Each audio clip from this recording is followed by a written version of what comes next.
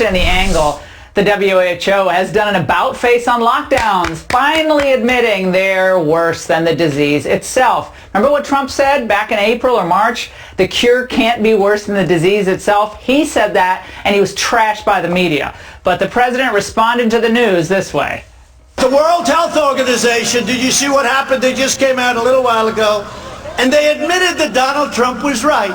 The lockdowns are doing tremendous damage to these Democrat-run states where they're locked down, sealed up, suicide rates, drug rates, alcoholism, death by so many different forms. You can't do that. And we got to remember, I said it right at the beginning, the cure cannot be worse than the problem itself. Can't.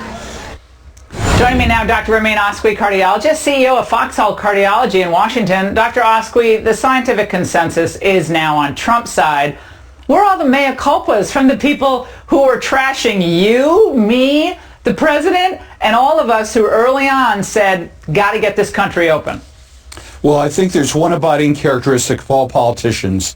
They can never say they're sorry. They can never admit a mistake. And that's where we need to see the WHO, Dr. Fauci, Dr. Gottlieb, all these people who really have shown us by their poor prognosticability that they don't have any clothes. They are the proverbial emperor without any clothes. And Dr. Oskoui, the warning signs and the red flags of warning are being raised every day by Dr. Fauci and friends on all of the other cables all day long. It's going to be the worst winter ever, flu coming inside.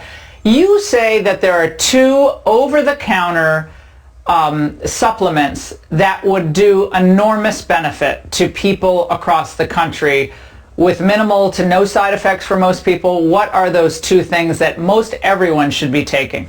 It's what I tell all my patients and have since March. There are 2 studies, one out of the United States, one out of Israel, that show benefit to higher dose vitamin D. Getting your vitamin D level over 50 can markedly reduce by about 50% your risk of COVID.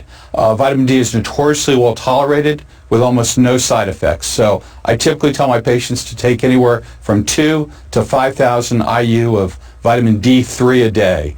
The Israeli study was interesting, but it showed benefit using drops of vitamin D as opposed to tablets.